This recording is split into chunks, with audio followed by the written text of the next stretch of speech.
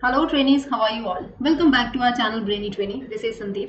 आज की ये जो वीडियो है ये है क्लास 11th मैथ्स के स्टूडेंट्स के लिए। आज हम मैथ्स का सिलेबस डिस्कस करेंगे। जैसे मैंने आपको कहा था कि मैं एक सीरीज स्टार्ट करूंगी जिसमें हम मैथ्स के सारे चैप्टर्स करेंगे क्लास 11th के। तो आज से वो शुरुआत करते हैं।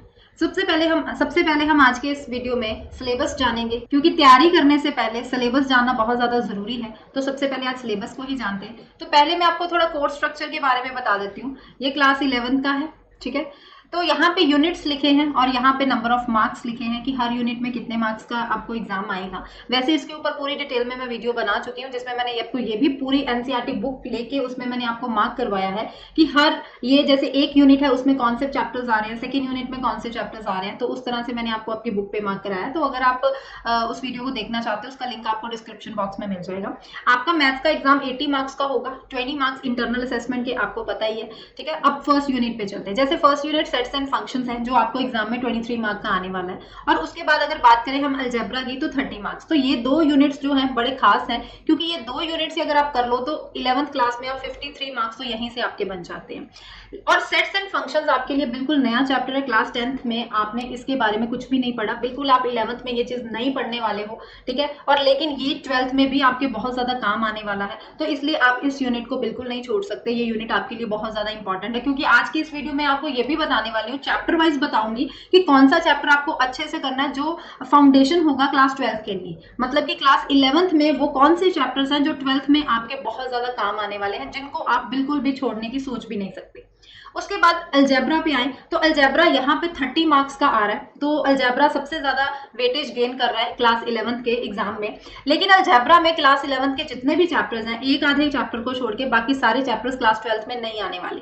लेकिन जैसे कि इसकी वेटेज ज्यादा है तो आपको ये भी यूनिट पूरा अच्छे से करना पड़ेगा। उसके बाद थर्ड यूनिट पे आए कोऑर्डिनेट ज्योमेट्री। अब कोऑर्डिनेट ज्योमेट्री आपने क्लास 9th में भी किया, जहां पे आपने x axis y axis locate करने सीखे, ग्राफ में कैसे लोकेट करते हैं। उसके बाद आपने क्लास 10th में डिस्टेंस फॉर्मूला किया, सेक्शन फॉर्मूला किया, एरिया ऑफ ट्राइंगल की एक्सरसाइज की। तो क्लास 11th में कोऑर्डिनेट ज्योमेट्री में आप 3 चैप्टर्स करोगे, स्ट्रेट लाइंस करोगे, कॉनिक सेक्शन करोगे जिसमें आप सर्कल्स, हाइपरबोला, पैराबोला ये सारे पढ़ोगे। उसके बाद एक 3 डायमेंशनल ज्योमेट्री है, तो उसका पूरा चैप्टर वाइज अभी हम बाद में बात करेंगे। तो ये 10 मार्क्स का ये भी इंपॉर्टेंट है यूनिट। उसके बाद कैलकुलस की बात करें तो कैलकुलस 11th क्लास में सिर्फ और सिर्फ 5 मार्क्स का आपको आ रहा है। तो बच्चे बहुत सारे सोचेंगे कि ये 5 मार्क्स इसको हम स्किप कर सकते हैं, लेकिन कैलकुलस यहाँ पे बेटा 5 मार्क्स है। और वहीं अगर हम क्लास 12th पे जब जाएंगे नेक्स्ट ईयर, तो ये कैलकुलस आपको टोटल, ये यूनिट जो कैलकुलस का है, ये आपको 35 मार्क्स में आएगा। तो आप खुद सोचो कि अगर आपने क्लास 11th का ये स्किप कर दिया तो ये बेस होगा क्लास 11th का, आपको 12th में बहुत ज्यादा प्रॉब्लम हो सकती है। तो आप इस 5 मार्क्स के चक्कर में इसको नहीं छोड़ेंगे। उसके बाद यूनिट 5 है मैथमेटिकल रीजनिंग। इसका सिर्फ और सिर्फ 2 मार्क्स का आपको एग्जाम आएगा, लेकिन ये आपको 12th में भी कहीं काम नहीं आने वाला। तो अगर आप ये छोड़ना चाहते हैं तो इसको आप छोड़ सकते हो, क्योंकि ये 2 मार्क्स है, इसके ऊपर आप टाइम वेस्ट मत करना। लास्ट में अगर टाइम बचेगा तो करना, नहीं तो छोड़ देना। नेक्स्ट पे आते हैं स्टैट्स एंड प्रोबेबिलिटी पे।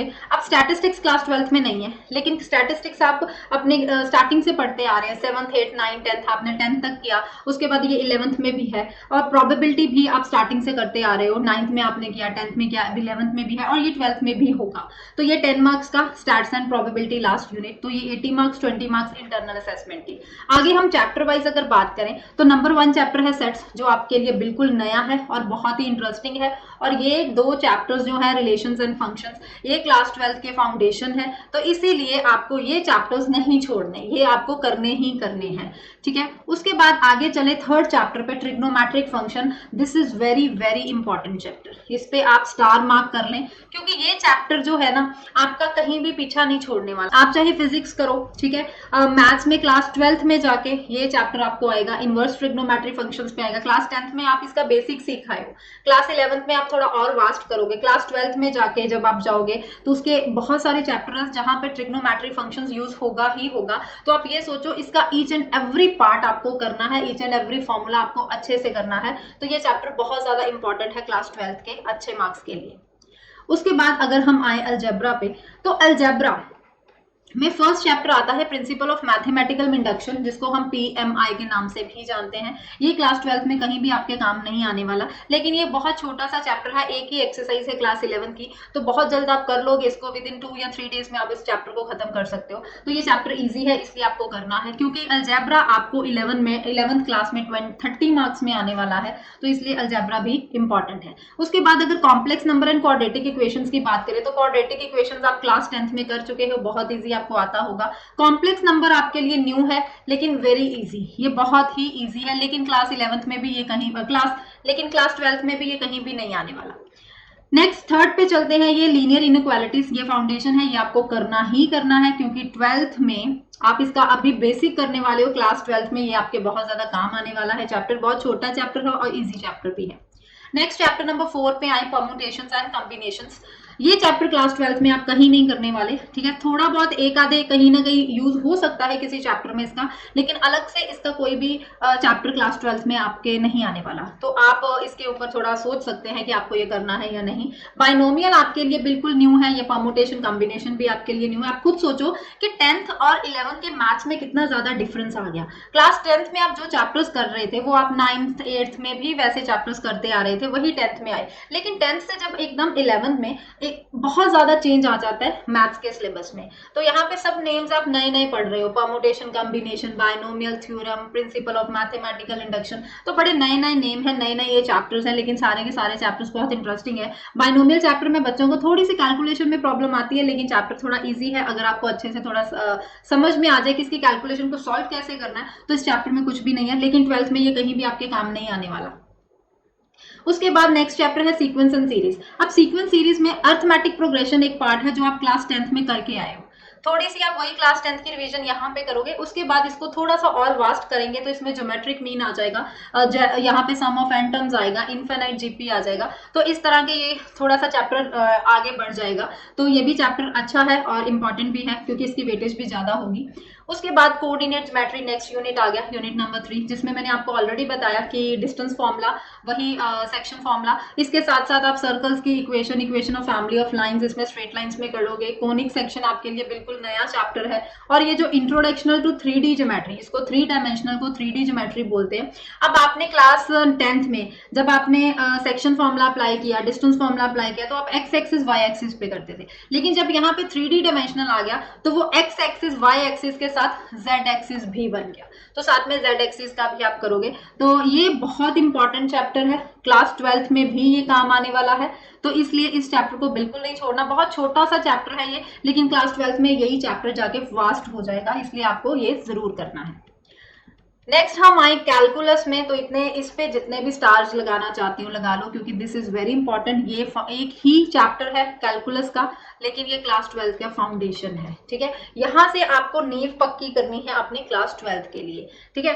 तो इसीलिए लिमिट्स एंड डेरिवेटिव्स चैप्टर आपको बिल्कुल नहीं छोड़ना, इसके ऊपर यहाँ पे क्लास 12th में 35 मार्क्स बन जाएंगे।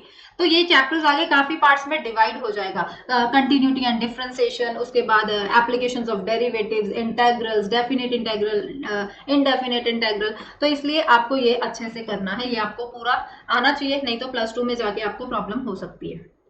मैथमेटिकल रीजनिंग मैंने तो बोला आपको छोड़ दो, लास्ट में टाइम मिलेगा, करना हो तो कर लेना। लास्ट में आते हैं लास्ट यूनिट पे, स्टैटिस्टिक्स एंड प्रोबेबिलिटी पे। तो स्टैट्स क्लास 11th में तो आप कर रहे हो, लेकिन क्लास 12th में ये कहीं नहीं है। अब 10th क्लास तक आप मीन मीडियन मोड करते आए हो, अब मीन मीडियन मोड से थोड़ा सा आगे बढ़ जाओ तो क्लास 11th में आप मेजर्स ऑफ डिस्पर्शन करोगे, जिसमें आपको रेंज करना है, mean deviation, variance, standard deviation. तो ये ग्रुप्ड और अनग्रुप्ड डाटा में दोनों में करने हैं। तो वेरी इंटरेस्टिंग चैप्टर, इसमें बड़ा मजा आता है कैलकुलेशन करने का, बहुत ईजी चैप्टर है, ठीक है। उसके बाद नेक्स्ट प्रोबेबिलिटी में आए, तो प्रोबेबिलिटी भी आप 10th तक करते आए हो, आगे 11th में भी है और ये 12th में भी है, तो इसीलिए प्रोबेबिलिटी भी आपको जरूर करनी है, ये भी फाउंडेशन हो गई आपकी क्लास 12th के लिए। तो यहाँ पे मैंने आपको सारा सिलेबस अच्छे से बता दिया, एक एक चैप्टर बता दिया कि कौन सा चैप्टर आपको क्लास 12th में काम आने वाला है, किसको आपको अच्छे से करना है। यही नहीं कि मैं ऑलरेडी 2 वीडियोस बना चुकी हूँ क्लास 11th की एनसीईआरटी बुक से इंपॉर्टेंट क्वेश्चंस की, मतलब कि मेरा मानना यही है कि चैप्टर शुरू करने से पहले आपको उनके इंपॉर्टेंट क्वेश्चंस पता होने चाहिए। अब हम अगर आपको कह दें कि आप अपने सीनियर से कुछ सालों के क्वेश्चन पेपर्स ले लो अपने स्कूल के और वहां से मार्क कर लो कौन कौन से इंपॉर्टेंट क्वेश्चन है चैप्टर्स में से, तो आपको कैसे पता चलेगा क्वेश्चन पेपर देख के कि ये क्वेश्चन कौन से चैप्टर का, क्योंकि अभी तक तो आप कुछ पढ़े ही नहीं हो। तो इसीलिए वो काम आपका आसान मैंने कर दिया है। आपके लिए अलग से 2 पार्ट्स में वीडियोस बनाई है जिसमें मैंने पूरी बुक में से क्वेश्चंस मार्क कराए हैं कि ये क्वेश्चंस इंपॉर्टेंट है और उनके 90 to 95% चांसेस होते हैं एग्जाम्स में क्वेश्चंस के आने के। तो आप उन वीडियोस को जरूर देखना, उनका लिंक आपको डिस्क्रिप्शन बॉक्स में मिल जाएंगे। और बहुत जल्द हम यूनिट 1 से सेट्स एंड फंक्शन से अपने स्टार्ट करेंगे पढ़ना। तो बने रहिए। अगर चैनल को अभी तक सब्सक्राइब नहीं किया तो जल्दी से कर लीजिए और स्पेशली अपने फ्रेंड्स को ये वीडियो जरूर शेयर कीजिए ताकि वो भी एक बार सिलेबस को जान लें। अब आपको सिलेबस समझ में आ गया कि कौन कौन से चैप्टर आपको क्लास 12 के लिए पक्के करने हैं, अपनी नींव पक्की करनी है क्लास 12 में अगर आप अच्छे मार्क्स लाना चाहते हैं तो आप अपने फ्रेंड्स को भी ये शेयर कीजिए। और वीडियो अगर अच्छी लगी हो तो वीडियो को लाइक जरूर कीजिए। मिलते हैं नेक्स्ट वीडियो में, तब तक के लिए bye bye and take care.